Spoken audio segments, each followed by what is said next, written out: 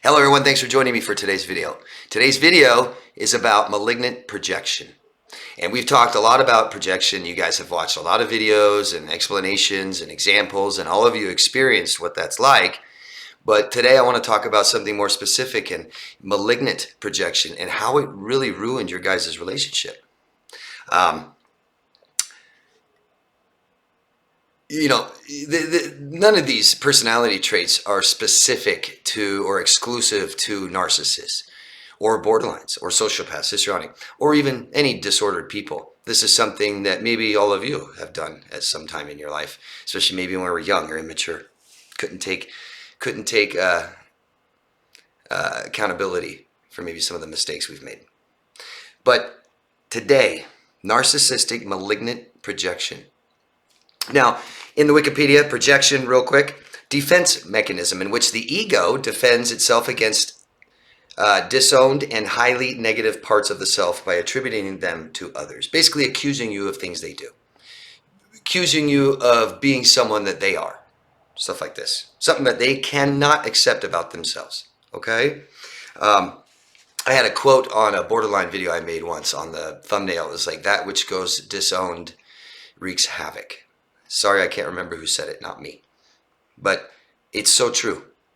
The very beginning steps of fixing behavior problems and things that cause you problems that you do in your life, very beginning is to own it, right? The only way we can heal is have some ownership of our experiences, and they don't. And this is why they don't change. This is why people like this tend to stay like this forever. Hubris ruins relationships. I made videos about hubris. Hubris is pride. Pride ruins relationships. Absolutely ruins it. And so does projection. I'm going to show you how. The ego. The ego is not who I am. The ego is outside of me. It's what you see. It's where my skin stops, is where my ego starts. Okay? And as we know, narcissistic people, even borderlines, stuff like this, are very egoistic, self-centered. And what happens when we do this, when we find our identity with our ego, now we compare ourselves to other people all the time. That causes low self-esteem. As we know, narcissists have extremely low self-esteem, even when they don't show it. And that's the point. They don't show it. Okay? So one reason, or one way they do it, is name calling, right? They name call. You're stupid. You're ugly. This is inferiority. This is somebody, I've known like UFC fighters, and you can't get more confident physically than that. I mean, you are one of the baddest, strongest people, and you can fight anybody and basically beat anybody up. And people like that have lots of confidence. They're not inferior, and they don't pick on people, and they don't bully people. You know who does? People with inferiority complexes. Narcissists. Most narcissists have inferiority complex. Low self-esteem, a fragmented self, a fragile ego. And we're going to talk about that fragile ego. So calling you stupid means they have inferiority problems about their intelligence. Calling you ugly believes they aren't attractive. Equal. False accusations. Big one, isn't it? The smear campaign, the cyberbullying, the bullying, videos and videos and videos, false accusations. One example is somebody that calls people racist a lot. A lot of us may know somebody who does that. I've known people that it seems like every single incident has something to do with race, and you're racist, and they call everybody racist all the time. Well, what that is that person can't accept whatever racist feelings they have. Does that make sense? Because if you have some racist thoughts or feelings sometimes, if you can accept those and say, I don't like it, I'd like to change it, maybe you can. But denying that, rejecting myself and pushing that onto somebody else, that's projection. A lot of you know that I've had some crazy lady making videos about me for 5 years, over 5 years. She's been stalking me for 6 years. I don't know her. I've had brief interaction, and she makes, she has 4 channels, makes hundreds of videos. just attacking people and calling them narcissist, narcissist, narcissist, you're a narcissist, you're a narcissist, you're a narcissist, this is what narcissists do and they're doing it and you're a narcissist. That person can't accept their narcissistic tendencies, their narcissistic personality traits, their narcissistic disorder. They can't accept it.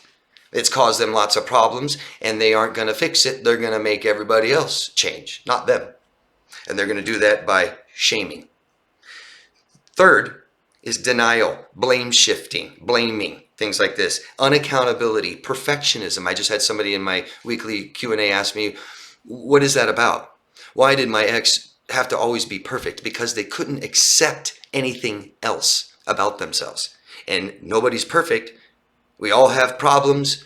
We all have issues, negative feelings and fears and insecurities and inferior complex maybe.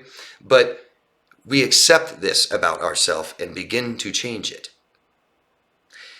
Denial and blaming all the time and projecting and things like this, this is all evidence of someone who is unlovable, who cannot love or be loved. Doesn't have to be permanent. Some of us may have been like that.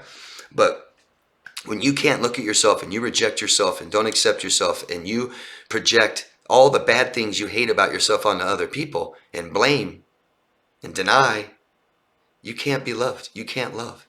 Sad. Can't look at yourself. And stress are major components of this.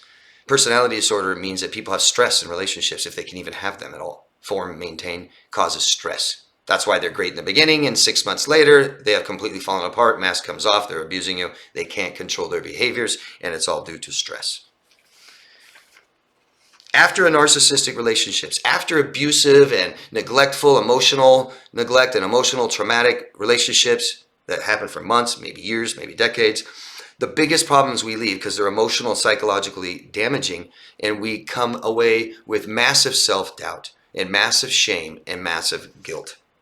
And that's the malignancy. Malignant. The malignant type of this projection means to infiltrate, metastasize, and terminate. That's the destruction. That's how they destroy you. They get into your life. They get into your mind. And they are like cancer. And the negativity and telling you you're ugly and you're stupid and you're no good and you made a mistake and it's all your fault. This false narrative they have created doesn't just mean you're guilty of doing bad things. You're a bad person. You're crazy. You're stupid. You're lazy. You're ugly. And it grows and grows and grows and damages us until the relationship is terminated. The only way we can beat this is self-awareness and support, guys. Don't enter an intimate and committed relationship with somebody unless you know who the hell you are and you've got some people around you to support you. Especially if you've made mistakes like this with people like this before, you're almost 100% likely to do it again until you do something different. And I hope you get help to do that. But we've got to know who we are. One of the major components of my coaching is helping people with their self-awareness, to know who they are so they can know what to do in life and how to achieve the things they need and want, feel better, stay true to their values. And support. If you guys have no one in your life, I'd be very careful entering another committed relationship if you've had a history of and a pattern of toxic relationships. A lot of you guys can accept what you've done, and you can accept things that are bad or wrong or ugly about ourselves. A lot of you even accept the things that they do. You accept too much. Because our parents didn't teach us how to stay safe. Boundaries. No, we weren't allowed to have boundaries. We weren't allowed to protect ourselves. We weren't allowed to doubt anything someone says. So we've got to change these things, guys. You know, imagine having a birth defect. I'd imagine a lot of people with noticeable birth defects in society.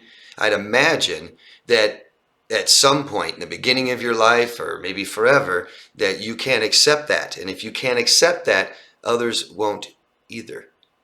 And you will try to hide it, right? And act perfect and no, I'm okay. See that? And you can't accept this, you might even make fun of somebody else. You might even do that. This is projection, guys. And it will ruin your relationship, period. If someone can't take accountability, because all relationships have problems. All of them. All of us have problems. We just need to be working on them and getting better. And all relationships have problems, and we need to fix them or we end them. Okay? And this is the way they get you to not end them. They project it onto you. It's your fault, your problem. What are you talking about? I didn't do that. The gaslighting. Yeah. Let me know what you guys think. I'd love to hear examples of projection in your relationships if you feel like sharing them. That really helps other people and helps you get it out. All right. You got any questions, please ask. I always answer all questions. And if you feel like it, subscribe to the channel. Share this video, vote up or down, and comment down below. Thank you. Love yourself first, guys. Bye-bye.